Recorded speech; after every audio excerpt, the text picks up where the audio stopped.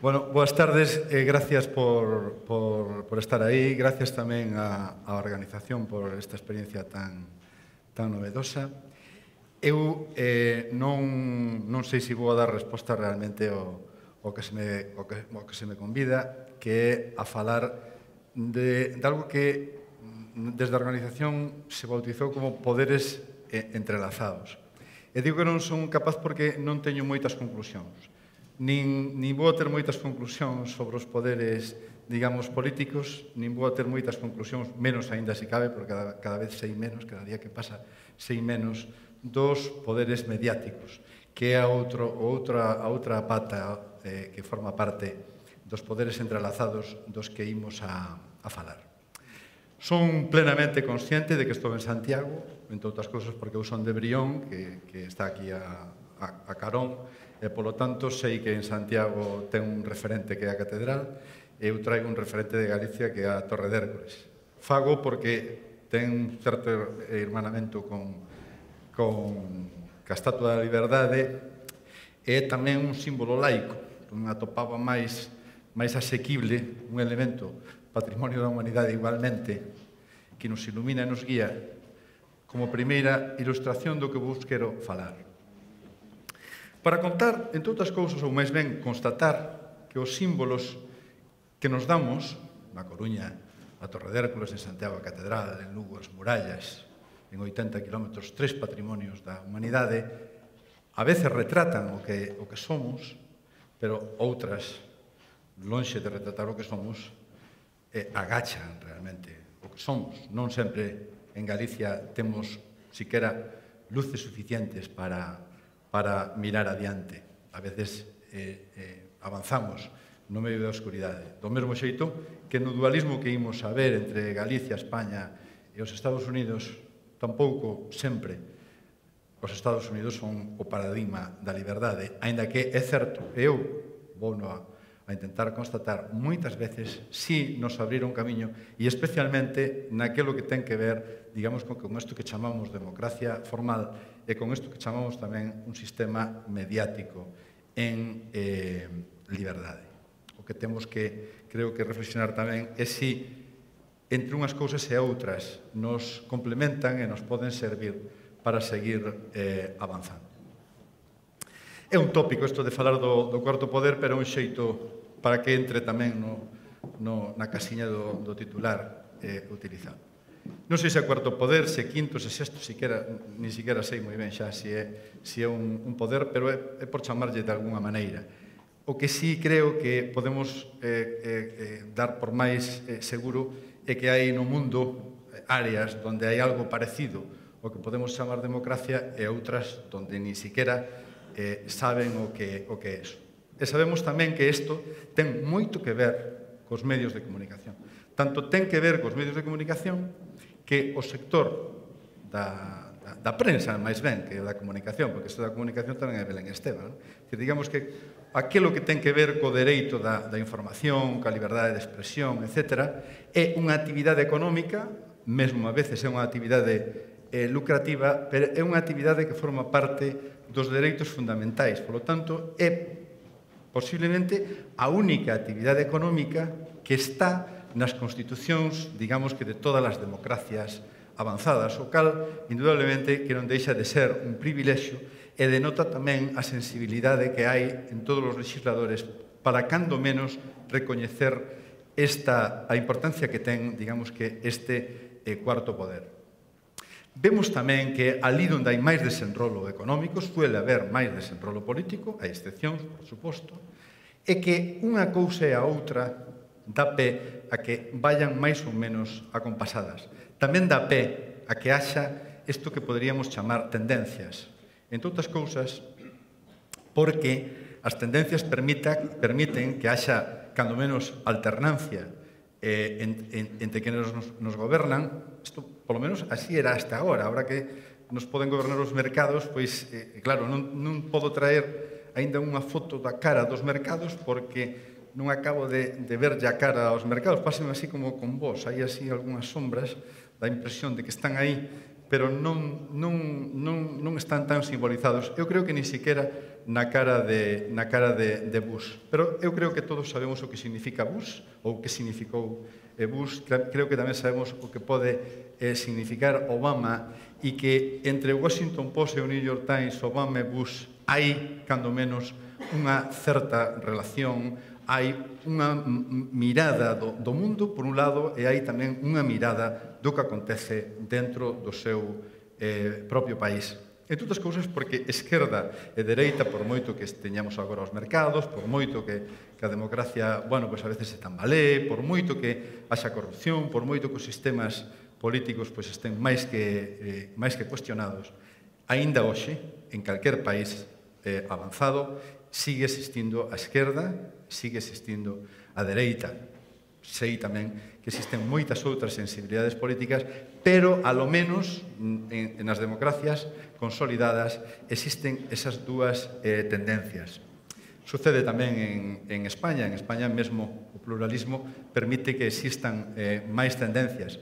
O que iremos preguntándonos é se o que existe nos países anglosaxóns, o que existe en España, tamén existe entre nós. Se nós convivimos con esa realidade ou a nosa realidade é parecida formalmente, pero en cambio é diferente en moitas cousas.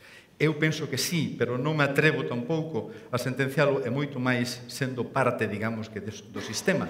Parte moi pequena, pero no fondo eu creo que me exixe facer o mínimo de autocrítica como para non chegar a conclusións pola miña banda, senón máis ben suscitar o debate e a reflexión.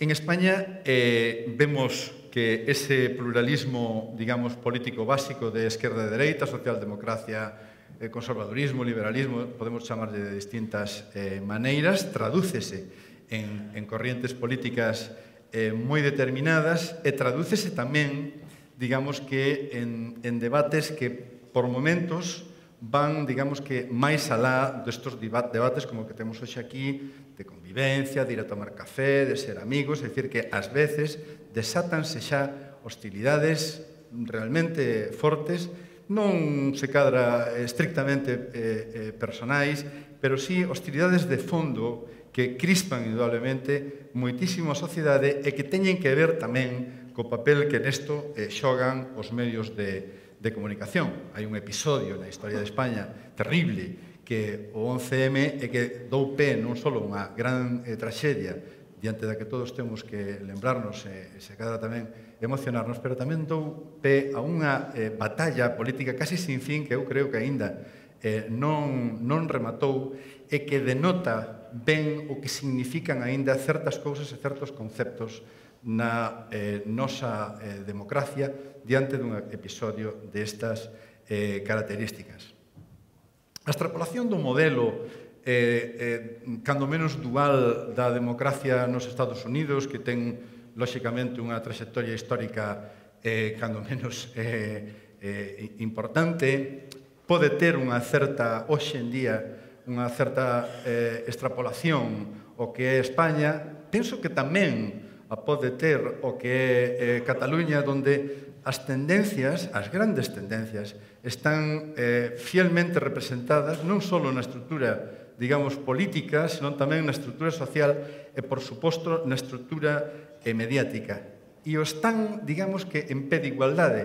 Podemos fixarnos que a capacidade de alternancia política que se dá nos Estados Unidos é evidente, unhas veces gobernan os demócratas, outras gobernan os republicanos, unhas veces gobernan os socialistas en España, outras veces gobernan os populares, unhas veces gobernan os socialistas en Cataluña, outras gobernaron e seguramente van a volver a gobernar os nacionalistas de Converxencia e Unión en Cataluña, e isto, que parece algo moi básico e moi elemental, dáse con normalidade e dáse, digamos que, cunha certa igualdade de forzas entre ambas as dúas tendencias.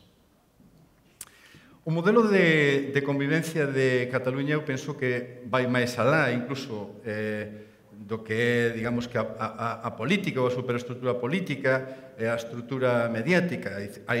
Hai, digamos que, unha estrutura económica, hai unha estrutura social, hai unha estrutura cultural que, máis alá de que coincidamos ou non en si Cataluña é unha nación ou deixa de selo, vou chamar así, vou chamar de outro xeito, pero digamos que hai pautas moi de país, pautas que permiten falar dun área territorial que se dota a sí mesma de unha serie de estructuras e de sistemas, digamos que moi cohesionados, nos que están claros os principios básicos que son moi compartidos. Digamos que hai eso que en Cataluña se chama unha grande centralidade política, diante da que, bueno, pues hai algunhas forzas que están casi fora dese sistema que está na centralidade política, pero hai moitos rasgos, hai moitas estruturas, hai moitos medios, hai moita cohesión social que permite falar dun modelo de convivencia que dá pé despois a estas alternancias, pero a alternancias en definitiva sin traumatismos, sin que se cuestionen, digamos, que os grandes asuntos, como, entre outras cousas, pode ser a cultura propia do país, ou como pode ser a súa lingua, ou como pode ser mesmo o xeito de relacionarse. Os políticos cataláns, se nos fixamos, non falan igual que os políticos españoles, tampouco falan igual, non teñen os mesmos tonos, nin as mesmas agresividades que ás veces atopamos tamén aquí entre nós. Quere decir isto que en Galicia podemos ter déficits básicos en relación cos Estados Unidos, con España ou con Cataluña? Eu penso que sí, pero indudablemente que pode haber outras opinións, pero ainda pensando que sí que temos esos déficits, non deixo de constatar que en Galicia é posible que teñamos magníficos resultados. Non pode ser casualidade, non o é de feito, que en Galicia teñamos unha empresa que xa non é que sexa referente en Galicia, que sexa referente en España, senón que é un referente no mundo. Isto non pode ser fruto da casualidade, entre outras cousas, porque é o fruto de milleiros de persoas que, combinando determinados factores, obteñen determinados resultados. E non só hai un caso, hai moitos casos. En Galicia dásenos a circunstancia tan especial de que, podemos decir en Galicia, pero podemos decir máis incluso, nunha cidade de Galicia, que a Coruña, temos case a metade das 10 primeiras fortunas de España. O cal ten que ter algunha explicación especial, porque non estamos falando dunha cidade como Madrid, de 4 ou 5 millóns ou máis de persoas, non estamos falando de Barcelona. Barcelona non ten un ratio destas características. Por lo tanto, entre nós, claro que pasan cousas, e pasan cousas moi positivas, ou cando menos, se non queremos catalogalas de positivas, cousas que chaman a atención aquí, en España, e tamén no mundo. Por lo tanto, hai potencialidades no país, e isto non debe facernos mirar polo retrovisor con pesimismo, senón máis ben mirar cara adiante con optimismo. Eu si creo, en calquera caso, que temos no campo mediático e no campo político déficits básicos con respecto a países desenrolados donde certas cousas están garantidas. En Galicia temos un sistema mediático moi desigual, donde a competencia que existe está, por un lado, altamente subvencionada, por outro lado, está altamente fragmentada en clave local. Eu penso que, producto de que no noso país non hai unha gran cidade que lidere o estilo do que sucede con Barcelona, Cataluña, ou Madrid, España, ou Sevilla, Málaga, Andalucía, ou Zaragoza, Aragón, ou Bilbao, Euskadi. Ningunha destas cousas é casual, e os resultados duns países ou dunhas comunidades e outras son os que son tamén en función de como se organizan, en función de como conviven, en función do papel que lle dan ás súas cidades, que desde sempre todos sabemos a importancia que teñen na historia tanto a nivel económico, como a nivel social, como a nivel cultural. Por lo tanto, eu creo que este é un dos déficits que temos no noso país, do mesmo xeito que temos un déficit político importante, básico. Non falo xa de ir poñendo a lupa para facer análisis polo miúdo propio, xa digamos que un análisis máis político, máis casi de facultade de ciencias políticas, senón a primeira vista primeira vista en Galicia, a alternancia non está garantida ao estilo do que sucede en calquer país, en calquer democracia occidental.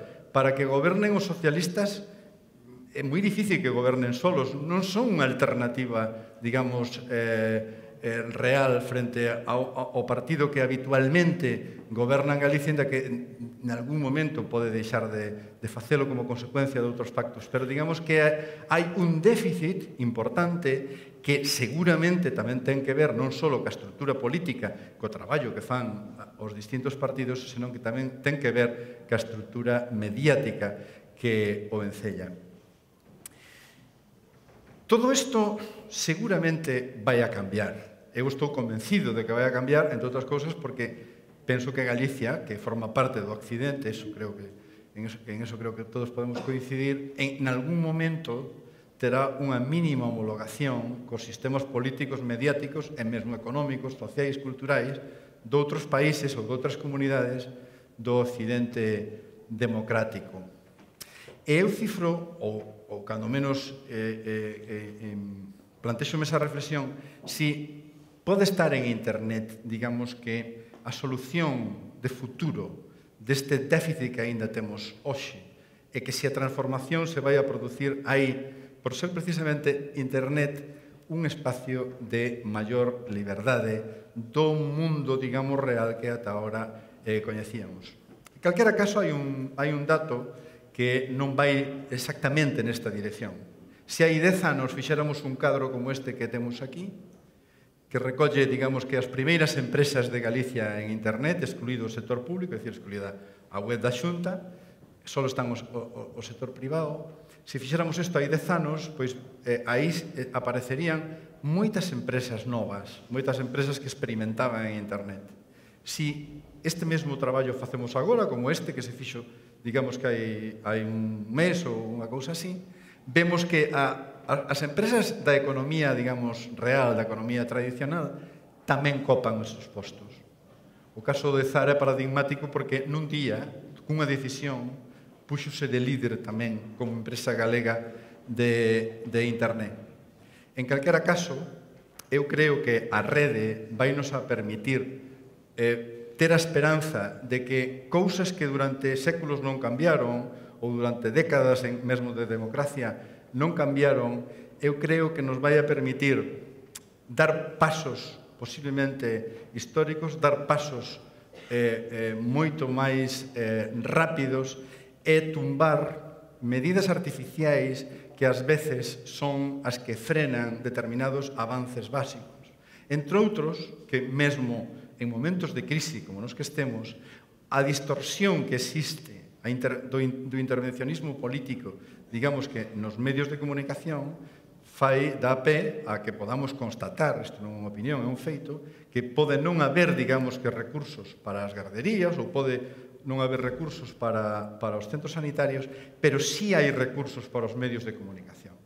E isto creo que nos ten que facer reflexionar sobre todo os medios de comunicación, porque se o papel dos medios de comunicación é o de correa de transmisión tan evidente digamos que dos poderes políticos e poñemos a man para cobrar a fin de mes, lóxicamente a esperanza que poda ter depositada en nós a sociedade non vai a ser moita. E eu creo que os medios de comunicación estamos obrigados a que a sociedade si teña confianza en nós para que xuntos podamos contribuir, digamos que a facer un país máis moderno. E creo que xa se me acabou o tempo, polo tanto, remato reiterando os agradecimientos.